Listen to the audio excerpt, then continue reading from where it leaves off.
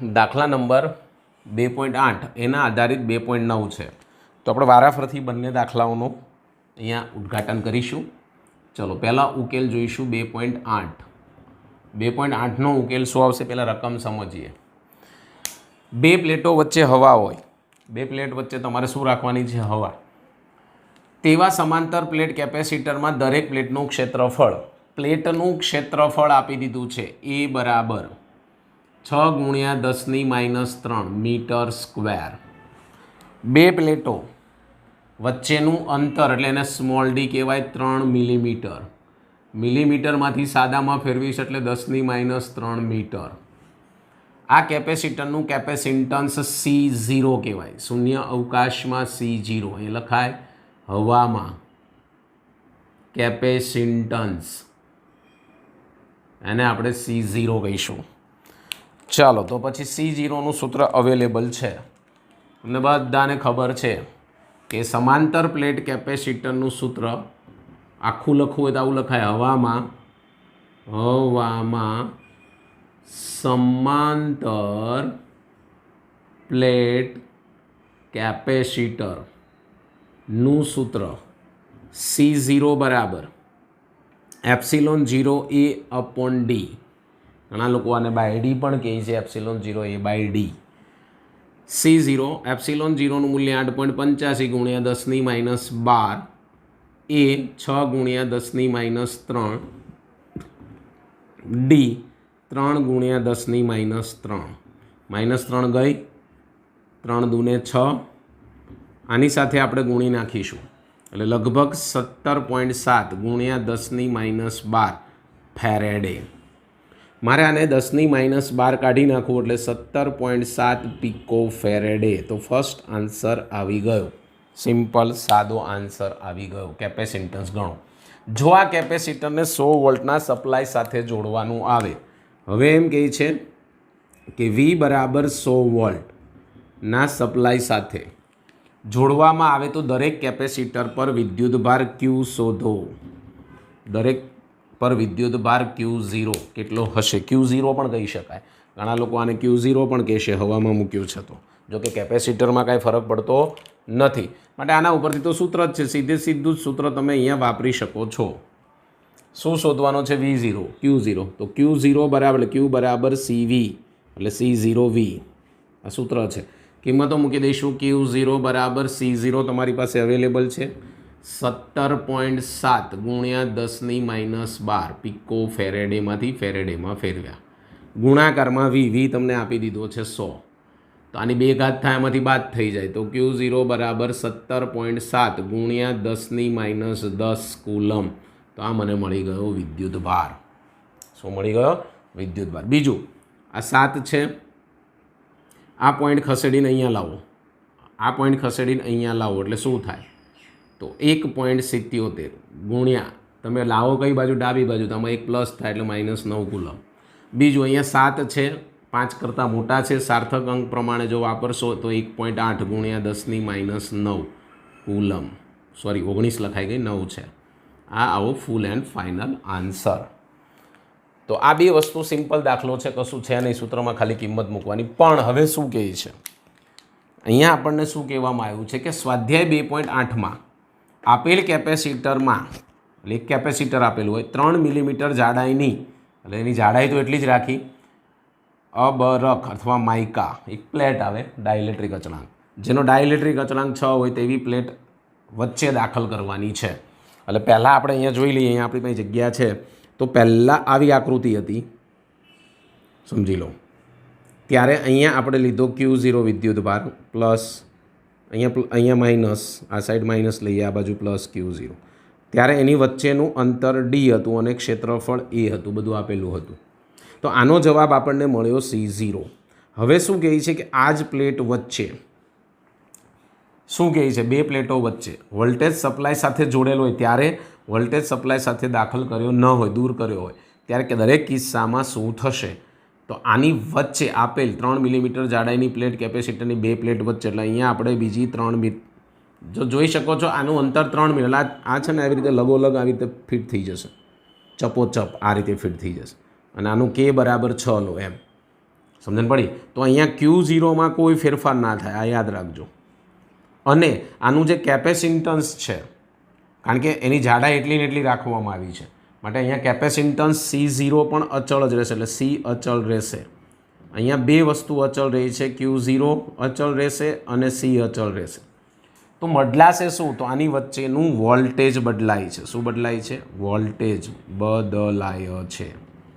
તો આપણે આની અંદર શોધવાનું શું? તો કે ભાઈ વોલ્ટેજ ફર્સ્ટ જોડ્યો હોય ત્યારે શું, ન જોડ્યો હોય ત્યારે શું, દૂર કરેલું હોય ત્યારે શોધવાનું છે અને જોડેલું ન હોય ત્યારે પણ શોધવાનું આપણને કહે છે. જોઈ લઈએ. તો પહેલાં તો ત્યારે C બદલાશે હો ભાઈ, જ્યારે વોલ્ટેજ સાથે જોડેલો હશે ત્યારે C બદલાય. એટલે આપણે પહેલાં તો આને આવી રીતે લખી ના શકીએ. પહેલાં તો પાર્ટ A તરફ આગળ વધીએ. ચલો જોઈ લઈએ પાર્ટ A શું કહે છે. અને મૂલ્ય યાદ રાખજો વિદ્યાર્થી મિત્ર જે મળ્યા છે તે. તો ફર્સ્ટ આપણે 2.9 તરફ આગળ વધીશું. તો અહીંયા લખી નાખીશું 2.9 દાખલા નંબર. ચલો હું આની અંદર આવી રીતે છે ત્યારે શું? તો ફર્સ્ટ પોઝિશનમાં અહીંયા લઈ લઈશ A. સપ્લાય વોલ્ટેજ સપ્લાય સાથે જોડેલ હોય ત્યારે, વોલ્ટેજ સપ્લાય જોડેલો હોય ત્યારે શું થશે? હવે ચલો ત્યારે તમને સૂત્ર છે, આ C0 તમને મળેલું હતું. તો અહીંયા તમે કહી શકો છો કે C એને ડેશ નામ આપો, જે નામ આપવું હોય, બરાબર કે C0, એટલે કે જે C0 હતું એના K ગણું હોય. અચ્છા, તમને પૂછાય કઈ રીતે? આ દાખલાની અમુક વસ્તુ જે અહીંયા શોધી આમાં આપી દીધી હોય, સમજી લેજો કેવી રીતે પૂછાય. અહીંયા આપણને C0 આપી દીધો હોય, Q0 આપી દીધો હોય અને એના આધારે પછી દાખલો ગણવાનો થાય. કિંમતો મૂકી દઈએ, શું થશે? તો C ડેશ Kનું મૂલ્ય તમને બધાને ખબર છે, અહીંયા આપી દીધું છે. કેટલું આપી દીધું છે? K C0. તો આ K તમારી પાસે આપી દીધો છે 6. C0નું મૂલ્ય કેટલું તમને મળ્યું યાદ કરો. તો તમે લખ્યું હતું કંઈક C0, અહીંયા લખી નાખીશું. આગળના દાખલાનું આપેલું હશે C0 બરાબર 17.7 પિકો ફેરેડે, આવું કંઈક આપેલું હશે. ઓકે, તો મારે તો જોઈએ અહીંયા શું? 17.7. આનો ગુણાકાર કરી નાખો એટલે 108 પિકો ફેરેડે. એટલે આની અંદર વોલ્ટેજ સાથે સપ્લાય હોય, આની સાથે તમે વોલ્ટેજ જોડેલું હોય 100 વોલ્ટનું કે ગમે તે વોલ્ટનું, ત્યારે C બદલાય, એટલે કેપેસિટર બદલાય છે. એટલે આટલું આપણને મળી ગયું. ત્યારે વિદ્યુતભાર કેટલો મળશે તમને? તો વિદ્યુતભારનું સૂત્ર આના ઉપરથી જ બનશે. વિદ્યુતભાર બરાબર Q બરાબર, એટલે કે Q ડેશ બરાબર C ડેશ V, એટલે CV આપણે લઈએ છીએ. શું લઈએ છીએ? CV. કિંમત મૂકીશ. Q ડેશ બરાબર 108 આપણી પાસે આપેલા છે, 108 પિકો ફેરેડેને ફેરવી નાખવાના એટલે 10⁻12. અને C તમને કેટલા વોલ્ટેજ સાથે જોડવામાં આવશે એવું કહેવામાં આવેલું હતું. અહીંયા 100 વોલ્ટ, એ આની અંદર રકમમાં આપી દીધું હશે. તો અહીંયા V બરાબર 100. આ બે ઘાત આમાંથી બાદ કરો એટલે Q ડેશ બરાબર 108 ગુણ્યા 10⁻10 કુલમ. ફેરવી નાખવું છે આને. શું ફેરવશો? તો Q ડેશ બરાબર તમારે ફેરવવું હોય તો શું ફેરવી શકાય? તો 10 પોઈન્ટ લખી શકાય.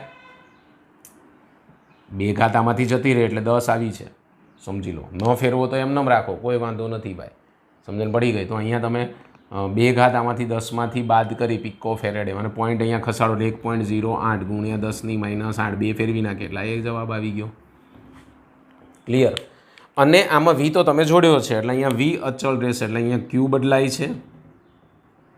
જ્યારે એ ઓપ્શનમાં શોર્ટકટમાં યાદ રાખવાનું MCQમાં, અને V અચળ રહી કારણ કે V તો તમે જોડ્યો છે ભાઈ, એટલે જે આ જોડ્યો છે સમાંતરમાં એ જ એને મળવાનું છે. એટલે અહીંયા V બરાબર PD પોટેન્શિયલ ડિફરન્સ લખવું, આખું લખો ને. વિદ્યુત સ્થિતિમાન અચળ રહે છે માટે V બરાબર 100 વોલ્ટ. એટલે પહેલો ઓપ્શન પૂરો થયો. ચલો બી ઓપ્શનમાં જઈએ. તો બી ઓપ્શનમાં આપણને અહીંયા શું કહે છે ભાઈ કે વોલ્ટેજ સપ્લાયનું જોડાણ દૂર કર્યા બાદ દાખલ કરવામાં આવે. આ વોલ્ટેજનું સપ્લાય તમારે દૂર કરી દેવાનું, પછી દાખલ કરો તો શું થાય એમ. વોલ્ટેજ સપ્લાય એટલે આ કાઢી નાખવાનું. સપ્લાય તમે અહીંથી કાઢી નાખશો તો પછી શું થાય? દરેક કિસ્સામાં, એટલે આ બંને કિસ્સામાં જોડેલ હોય ત્યારે અને જોડેલ ન હોય એટલે બે કિસ્સામાં શું થાય? તો પહેલો કિસ્સો પતી ગયો. હવે બીજા કિસ્સા માટે લખવાનું. અહીં વિદ્યુતભાર અચળ રહે છે, અચળ રહે છે. એટલે વિદ્યુત ભાર તમને જે મળ્યો એ જ આની અંદર લખી શકાય. શું લખી શકાય? તો ક્યુ ડેશ બરાબર જે તમારી પાસે છે 1.08 ગુણ્યા 10⁻8 કુલમ. નેનોમાં ફેરવવું હોય તો 9 ઘાત લાવવી પડે, તો 10.8 નેનો, પણ એ આપણે કંઈ કરવું નથી, રહેવા દો. કરવું હોય તો કરી શકાય આ રીતે. એક પોઈન્ટ ખસેડી નાખો એટલે 10⁻9 કુલમ, -9 કાઢો એટલે નેનો, તો 10.8 નેનો કુલમ. ચલો, ચોપડીમાં ભૂલ આપી શકી હોય ગમે ત્યાં ગણતરીમાં તો જોઈ લઈએ કે આપણી ભૂલ હોઈ શકે, બેમાંથી એક હોઈ શકે. હવે શું થશે? સી. ચલો, વિદ્યુત ભાર તો પતી ગયો, કંઈ એમાં ફેરફાર થતો નથી.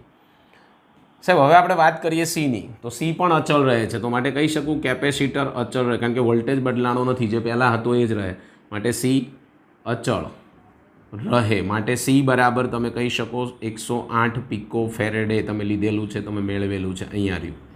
ઓકે, એટલે સી ડેશ જ થાય, એમ તો સીનું સી ડેશ જ લખો. વી બદલાઈ જાય કારણ કે તમે વી અહીંથી કાઢી નાખ્યો છે, તો વિદ્યુત સ્થિતિમાન હવે બદલાશે, તો અહીં લખીશ વિદ્યુત સ્થિતિમાન.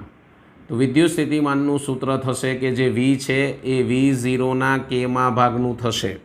તો તમને V0 કેટલો આપ્યો? તો અહીંયા પહેલાં લખેલો છે 100 એ V0 શૂન્ય અવકાશમાં, તો 100/6, 100/6 કરો એટલે 16.6 વોલ્ટેજ. તો આ રીતે તમને જવાબ મળશે. માટે યાદ રાખો કે વોલ્ટેજ અહીંયા બેટરી જોડેલી હોય ત્યારે, એટલે પહેલાં બેટરી જોડેલી છે, બેટરી કાઢી નાખી ત્યારે, તો બંનેમાં ફેરફાર એટલો છે કે જ્યારે બેટરી જોડેલી હોય ત્યારે સી અને ક્યુ બંને બદલાશે, વી નહીં બદલાય.